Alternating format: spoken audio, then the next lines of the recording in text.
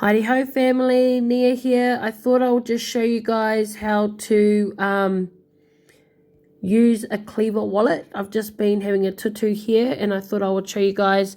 So Klever wallet is really good. It's pretty much like the Tron or the updated version of Tron. So your Klever wallet is what you're going to use for the Daisy project, the Shush project, or whatever you guys want to call it. So see all these things here. These are wallets that are inside the Klever wallet. Okay, so you got Bitcoin. You can add all these coin wallets if you guys want to. So what you guys need to do is if you want to add a wallet, just click on that plus button at the top.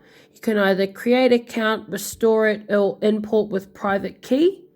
So I'm not going to show you guys how to do that. I just want to show you guys how to maneuver around the Klever wallet. So over here with this little bell, you've got just notifications and news inside the Klever wallet. And then your little world button, I call that the world button. That's where, you know, it's pretty much the dApps for the Klever wallet. So you can type in a URL in there. And if you just push back here in the middle, so here, right here, you can see the wallet is highlighted. So you can go into your wallets. So Tron wallet, that's the one we're going to use. You guys can ignore. I mean, that's a wallet that I started off with. And then I imported these wallets into the Klever wallet.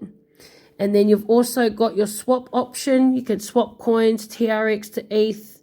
Have a tutu around in there, what you guys want to do, and just make sure when you're doing USD Tether, see how it's got ERC20 and TRC20. So ERC20 is the Ethereum blockchain, and then the TRC20 is the Tron. Okie smoky, or exchange, blockchain exchange. And then over here, you've got all your settings. You know, you've got your address book. Invite a friend, use that as a referral, and then you can also back up your wallet. That's where you get to find out what your private key is, and so on and so forth. And with your address book, I don't know if you guys know this, but see how I've got it on Bitcoin. So what you can do is click on it, edit it. Oh, not that one, sorry, this one. So click on it. And if you click on it, you guys can like turn it off so you don't have to see that account in your Bitcoin wallet. So if we actually go back, go back to the wallet, click on it, and go back again, go up to my Bitcoin wallet, click on it, it'll only have the one wallet in there, okay? It won't show that other wallet that I had.